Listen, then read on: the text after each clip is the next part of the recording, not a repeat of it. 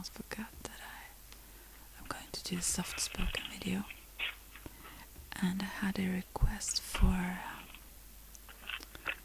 a personal reading, and even if it wasn't you who asked for that reading, still I think if you come across this video, it's for you as well. Something in it may speak to you and be a message to you too.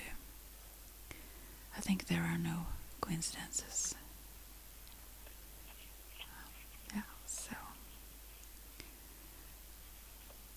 But anyway, I focused on one person who asked for this specific reading, and I will use the voodoo cards, the New Orleans Voodoo Tarot, for this reading. And meanwhile I cleanse the cards, I want to address a few things to all of you. I think I will have to do that in the beginning of each video, because I thought about having one informational video to send to those who ask, but then again I can't focus to do such a video and also in a good way, and also I can't send messages here, but you can reach me on my Facebook. If you read about me here, there's a link to this Facebook, and I check even the messages from those I'm not friends with, because I want to keep it calm there, so I don't add a lot to people and such right now.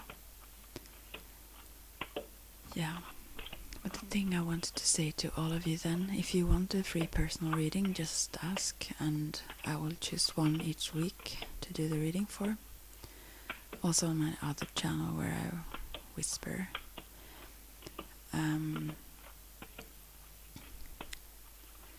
And you can then tell me if you like, if you have special questions or such, but if you like me to use a certain deck or do a specific layout or such.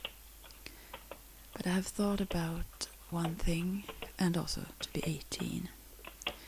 One thing I thought about was that when it comes to frequent readings, although I only do them each sixth month for those, well, for you publicly like that, so it's one thing if someone do readings themselves or such, and they don't tend to get to grasp and hold on to them too much and so on, so yeah. But anyways, it's not good to be dependent on something outside, so therefore.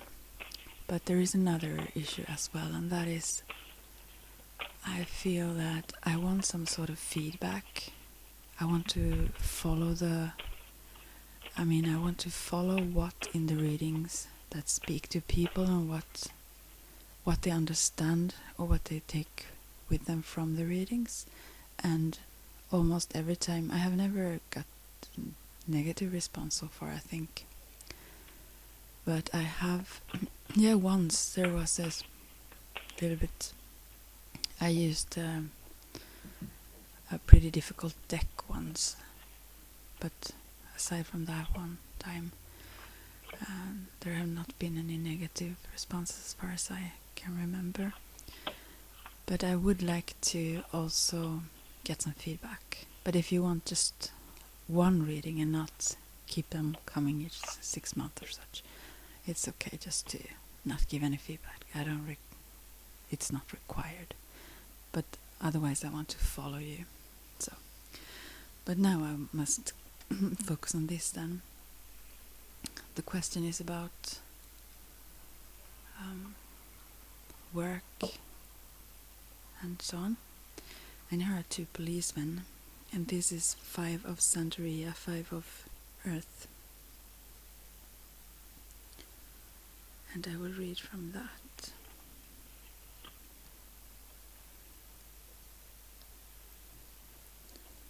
And this is the central card I will read from this book. Comes with the cards. And central here is just to see a reflection. Maybe I should read about the fives overall, actually, but because there are more than one five in this reading. But first, this one. An iron gun, old yet capable of firing a lethal bullet. This gun was not made for target practice or the hunting of food. It has but one purpose. It has but one target. Containment of great internal or external pressures, stress, strain, worry that arises as a result of this constant pressure. The strength to stand solidly before threat or adversity. And as I used to say, sorry if I pronounce wrong or stutter, like I continuously do. Now I do it when I also try to explain that. I'm so sorry. Well, anyways, I do the best I can for now. Ugun is not a mercenary. His force of arms can be employed on either side of an altercation, but his loyalty cannot be bought. Ugun walks with those who call him. His might is that of the earth. A great rock pushes from the top of a hill. A great rock pushed from the top of a hill does not distinguish among those whom it crushes. The might of Ugun is very much like this. Once called, directed and released, the tremendous power of this Lua may jump the predetermined channels of expression. Unforeseen shock waves can destroy all in their path. Gebra, during the present aeon, is heavily associated with traditional male endeavors. Obatala and Ogun are the two primary cool and hot aspects of the male character. Obatala is cool, as Ogun is hot. In terms of conflict, Ogun is the warrior and Obatala is the soldier. Warrior comes from the root word war and implies violent, aggressive going forth. I once heard a voodooist remark that Ugun would rather fight his way through a brick wall than walk around it. This is the nature of a warrior. If a forest is an obstacle in a warrior's path, he thinks of burning the forest or blowing it to bits, rather than spending the time to make a detour around its perimeters. Obatala is a soldier. Soldier and solid share a common root in the Latin solidus. A soldier is one who stands solid in his beliefs, one who is not overly anxious to act. I am reminded of a story of Obatala in which she is mistakenly imprisoned by Shango. Obatala sits patiently in jail until Shango discovers who he is and makes profuse apologies.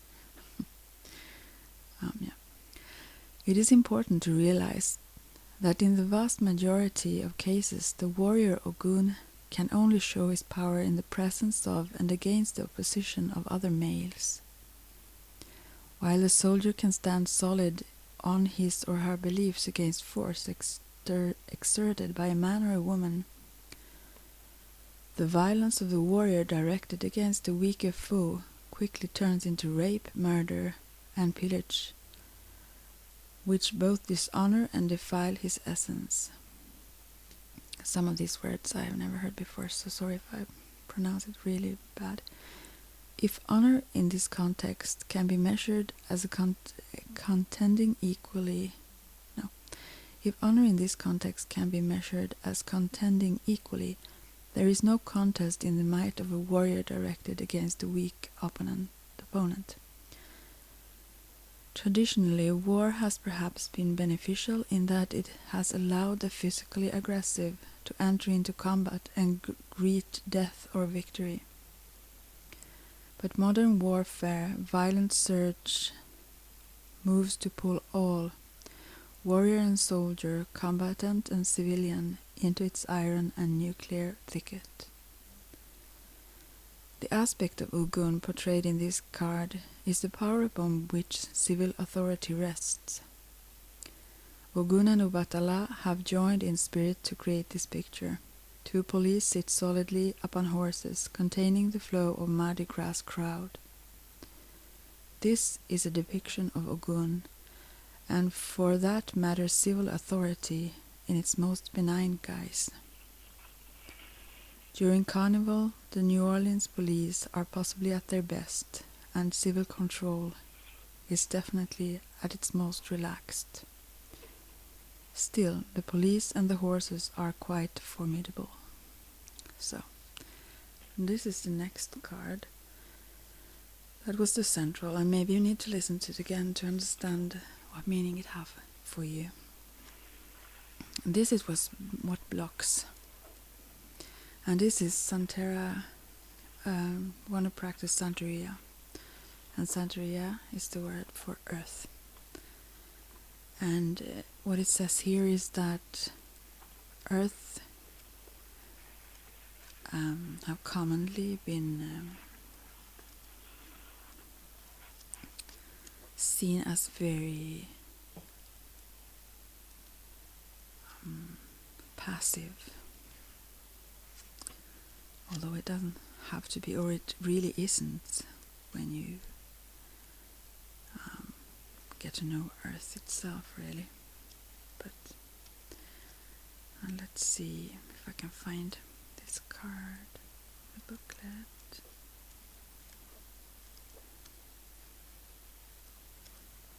Let's see. Here.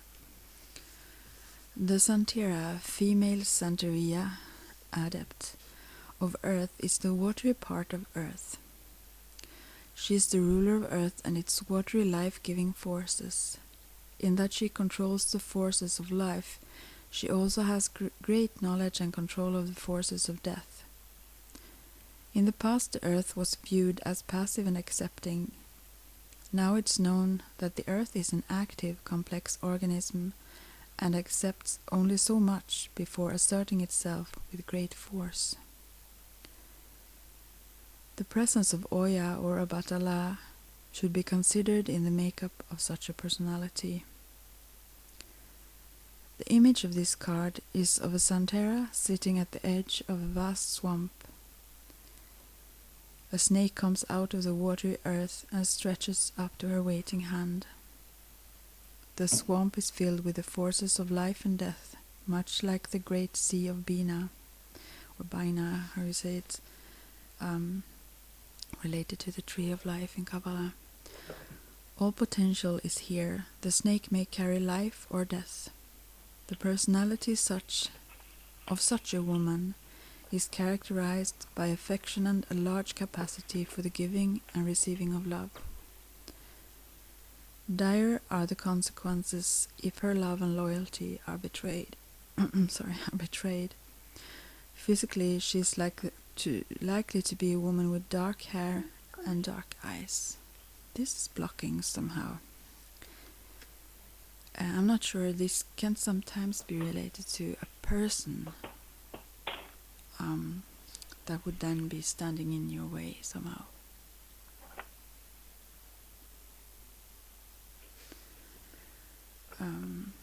Yeah. Or maybe also someone who blocks you from acting very forcefully. And this is what can help you then. There's another woman, but it can be just the forces. It doesn't have to be persons, really. And here it's 7 of Petro, fire. Let's see if I can find that.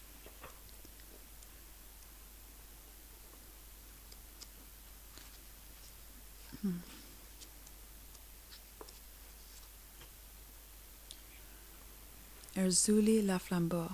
I don't know how you say it. I cannot speak French here, so I think It's a French pronunciation or what to say.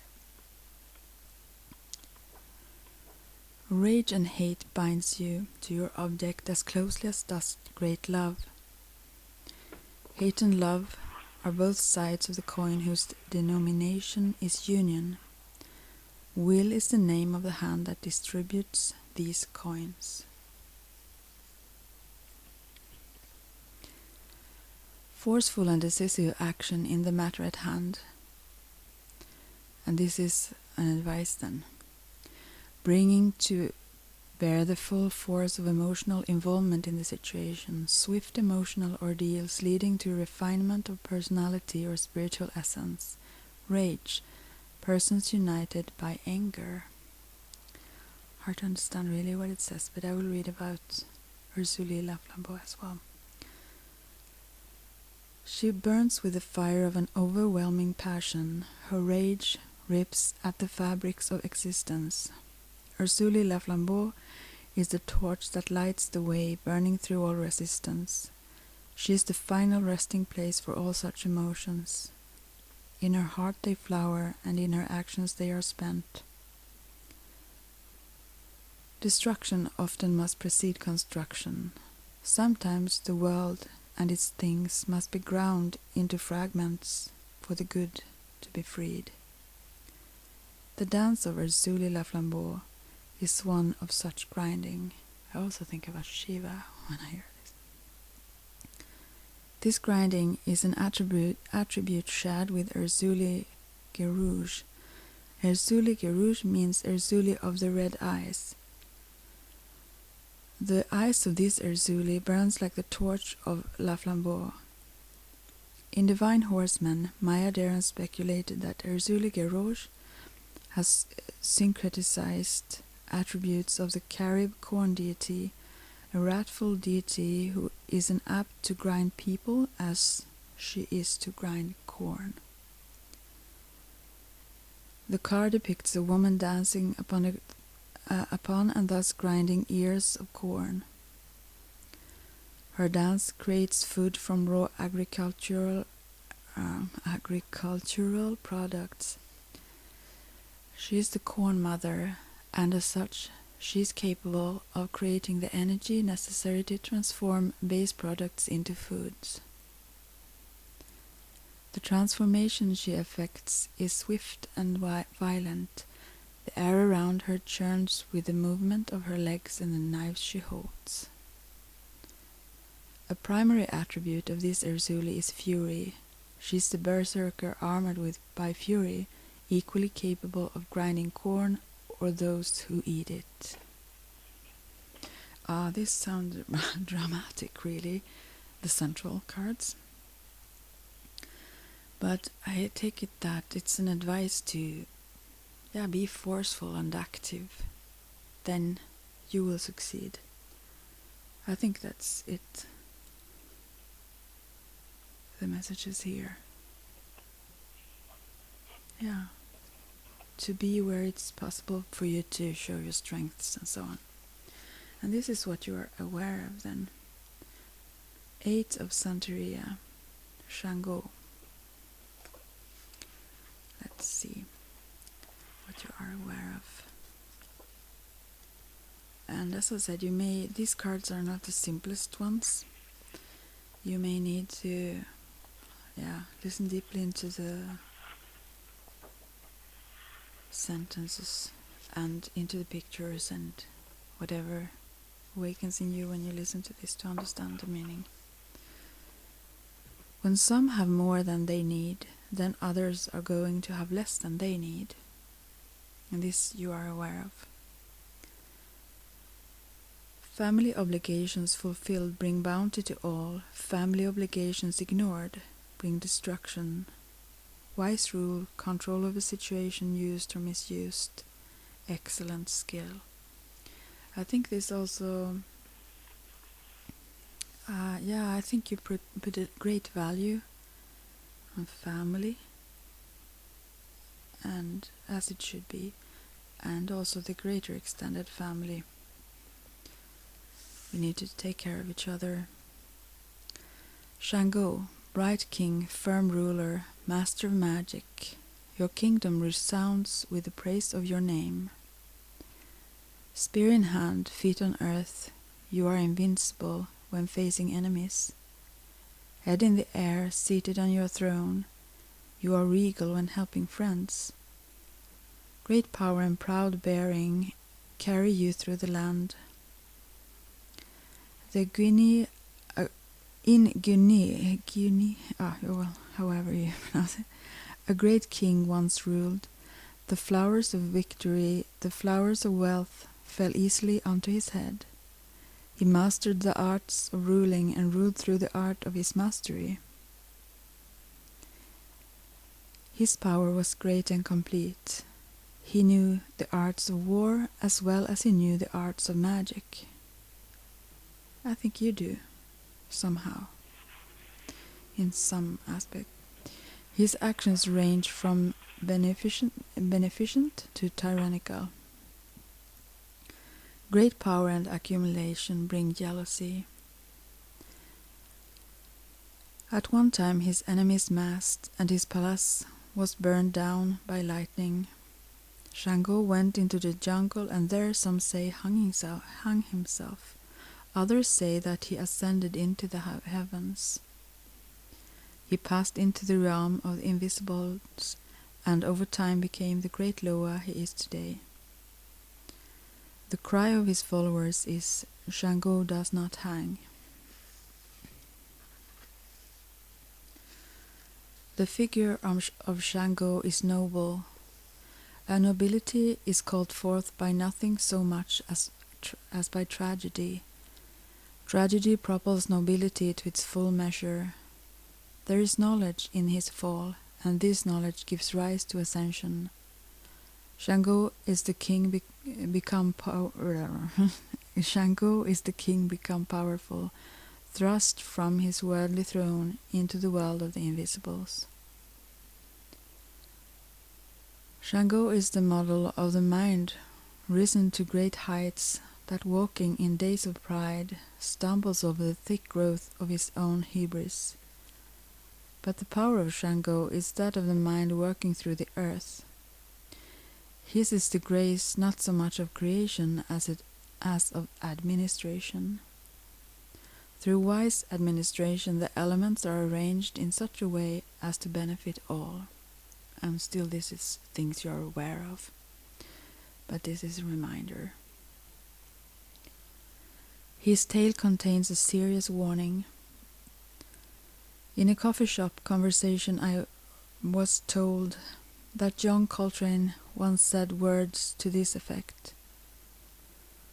When some have more than they need, then others are going to have less than they need. We are all parts of families both large and small. If we prosper and our brothers and sisters do not share in our wealth, then the judgment of the ancestors will be upon us.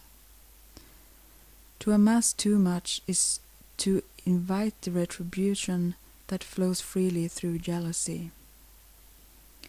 In this context, the story of Shango can be interpreted in two ways. If he amassed too much wealth, then he took on the form of the hanged man zombie and underwent its enforced sacrifice.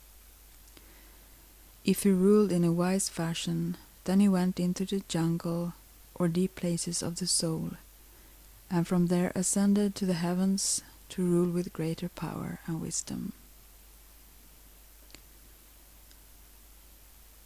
The primary aspect of this card are wise rule and adherence to family obligations. Things you're very aware of then. And here comes a card you're not aware of. Five of Congo, water.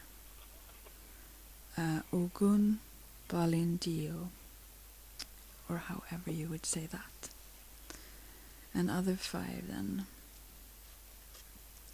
Maybe I should also mention a little bit more about the fives.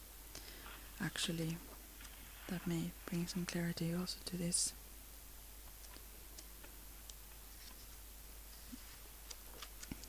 If I can find it.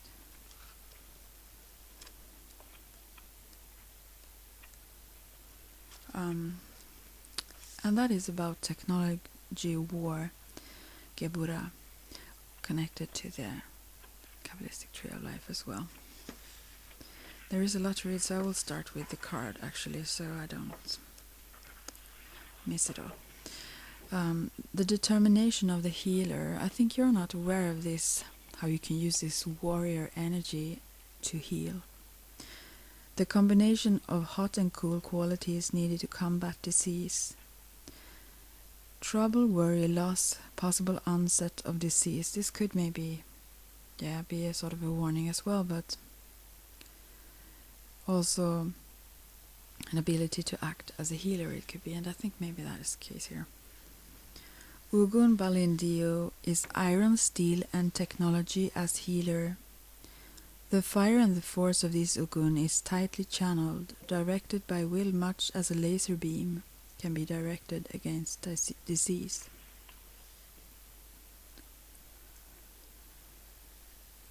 And disease wears different faces.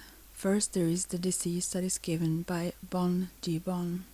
In this case nothing can be done. The disease is laid upon the person as the will of God. Second, there are diseases that emanate from the invisible world. They may be the result of an enchantment, call or curse. A healer of the spirits, a Mambo or Huangan, can be of benefit in this case. A Mambo or Huangan can intercede with the spirits and can call a spirit down to give its advice in cases of this type of illness. Like a shaman, I guess, I would say.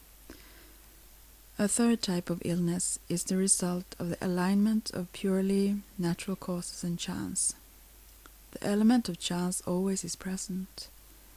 A Legua can jumble a message. Legba often speaks in riddles.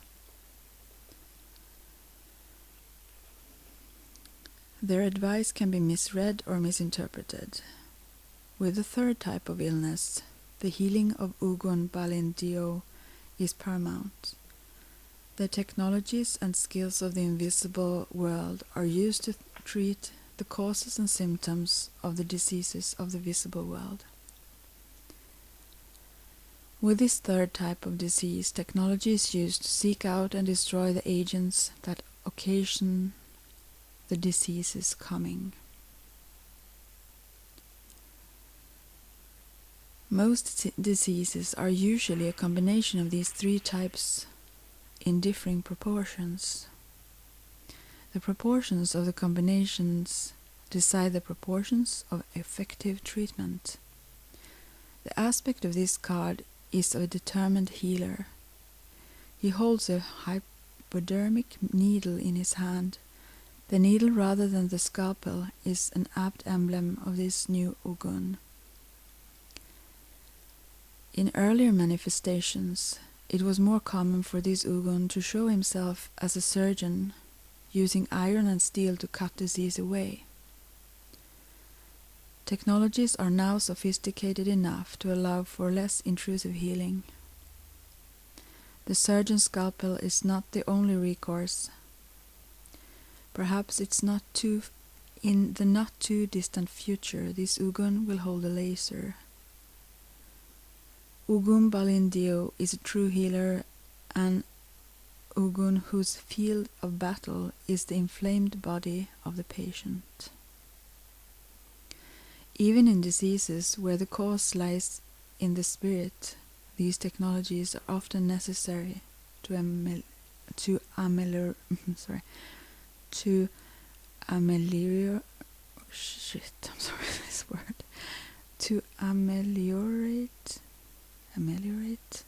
the symptoms. Anyways.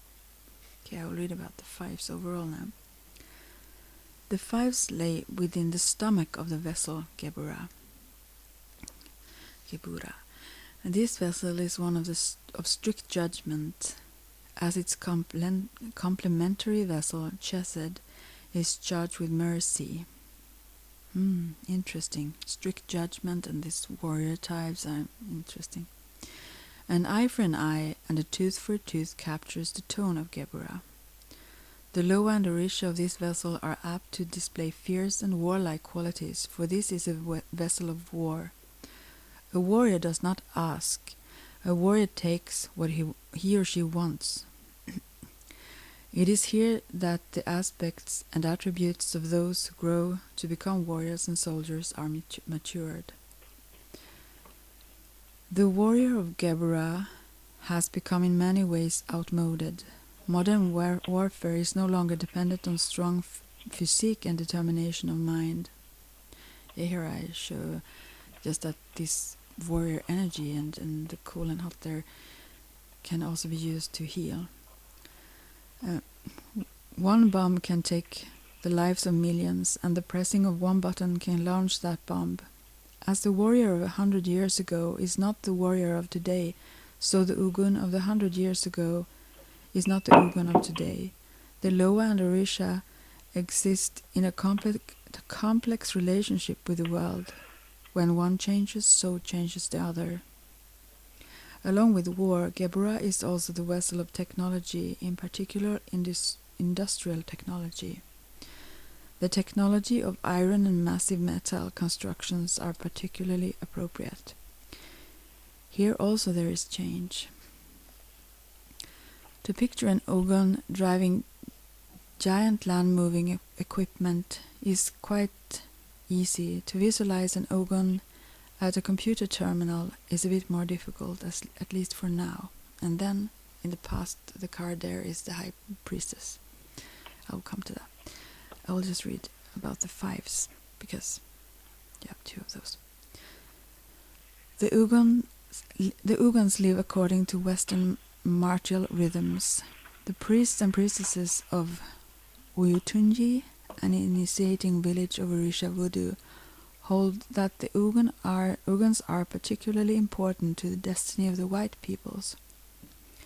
This village is committed to bringing Santeria and voodoo together. Interesting. For the most part, the fives point to problems and obstacles. Their appearance in a reading is apt to herald difficult issues, actions, or decisions. A general beneficial way of approaching these problems is to cool one's Ugun. Still, I think the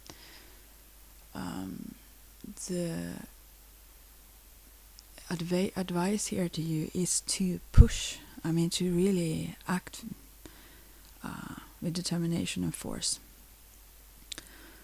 The spirits of this vessel live in all people, both male and female.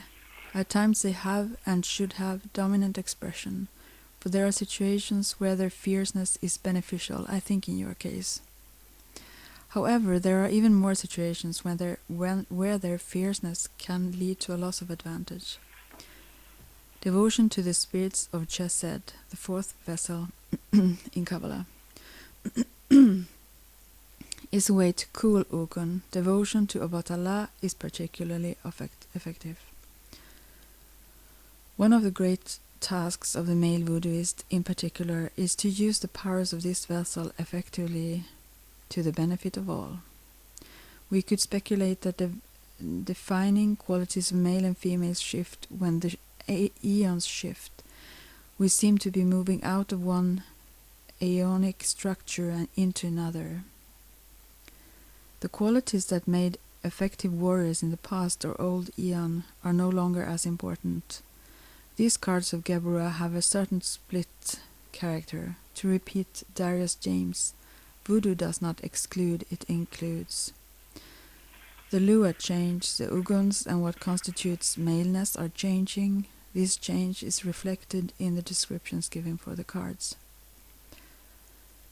The more positive aspects of the fives point to an evolutionary development of these Loa. The evolutionary or more evolved divinatory meanings are given in parentheses. I read them all. The judgment of the reader and his and her knowledge of this question should decide which interpretation or divinatory meaning is used. If there is a question as to which meaning is proper, it is best to stick with the more traditional interpretation.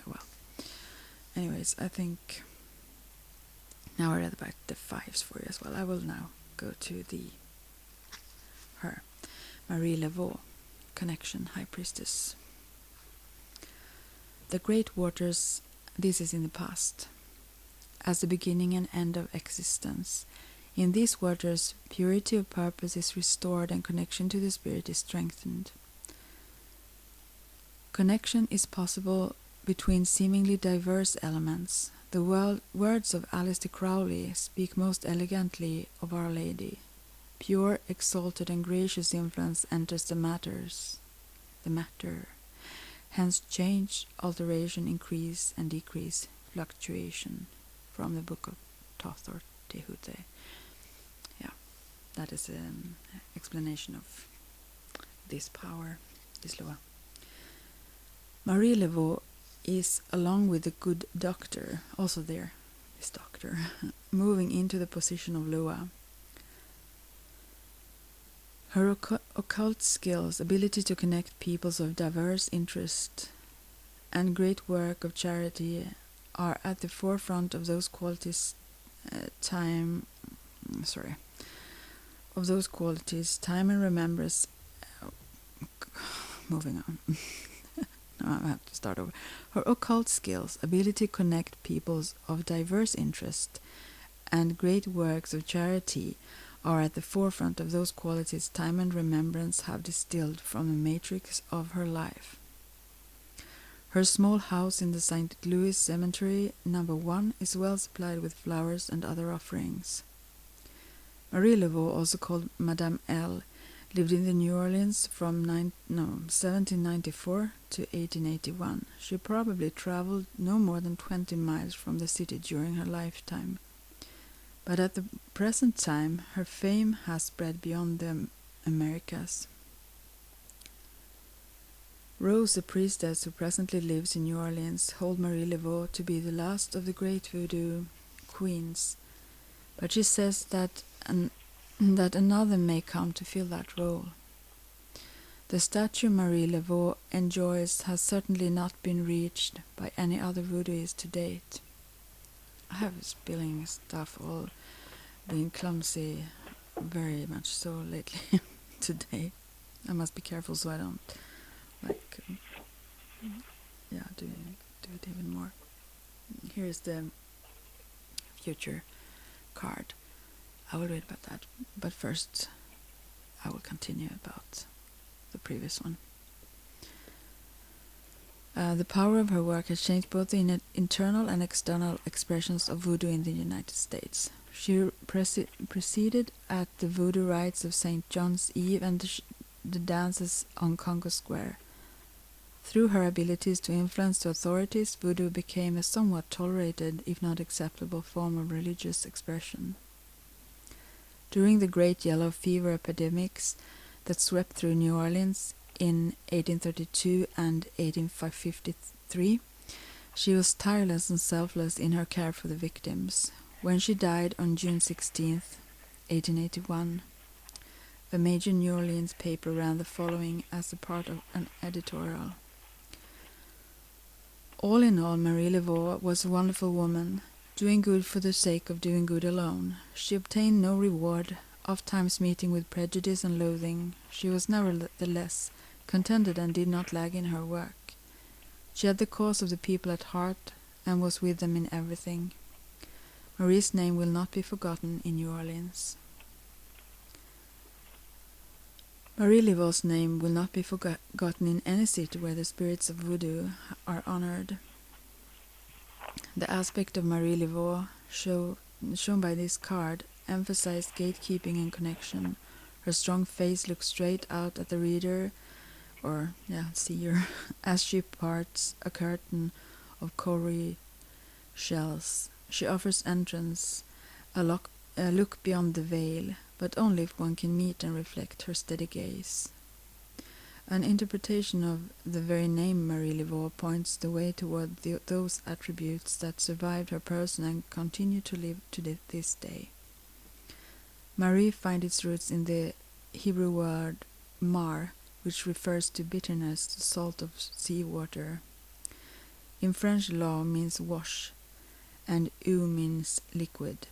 The name forms an admirable glyph of the great waters and their ability to return all who approach to a state of pristine ritual purity, fit and inviting for the indwelling of the spirits.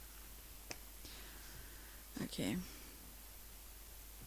And now, I will draw 2 cards after this as well. I have decided that beforehand, but I wanted to do a little layout for you. Yeah, this is the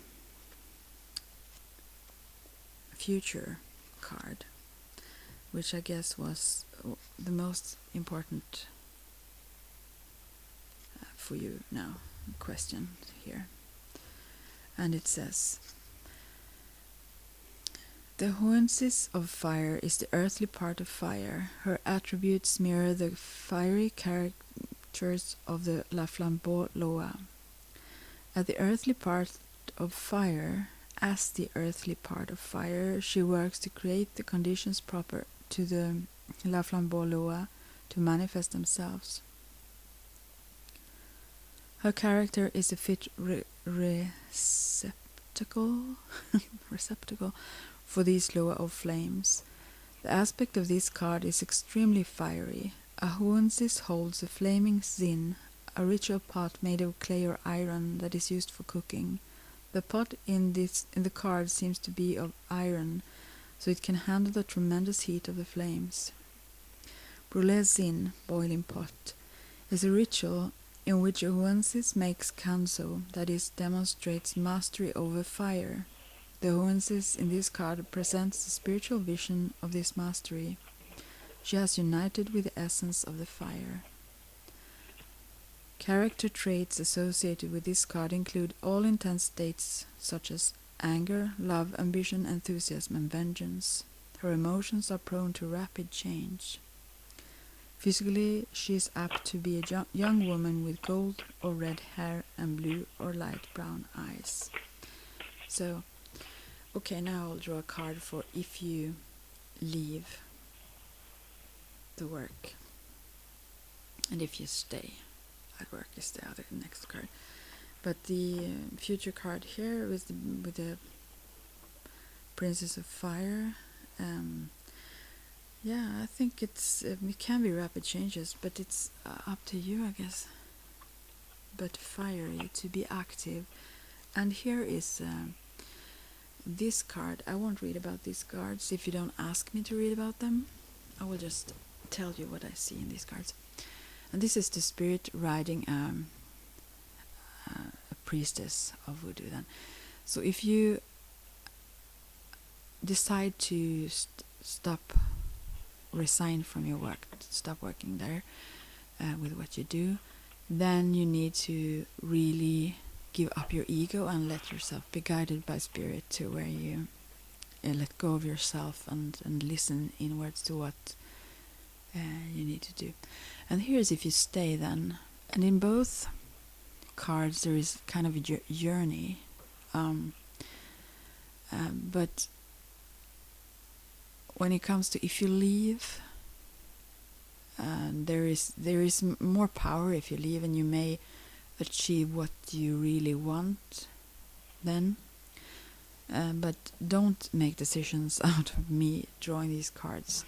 I don't do this psychically. I just read what I think I see in the cards. You may see something else, and that might be right. So don't trust me that fully. But this card, then, if you stay, then you really need to change your attitude. You need to see what you have and not look at the things you feel deprived of or disappointed at, but really view the good things in the situation if you choose to stay. But this is you need a lot of courage and all that force that the first cards talked about, the fire. You really need that if you take the step and end and resign from work. Yeah, you need change no matter what you do. You need change in your attitude no matter what you do. And if you stay, especially, you need to kind of turn your disappointment around, so that you feel, so that you can appreciate the things that are good in the situation. And if you decide to move from it, you need to fully trust spirit, to let, to put your life and all things in the hands of the spirits. Yeah. Much love to you, and talk to you all soon.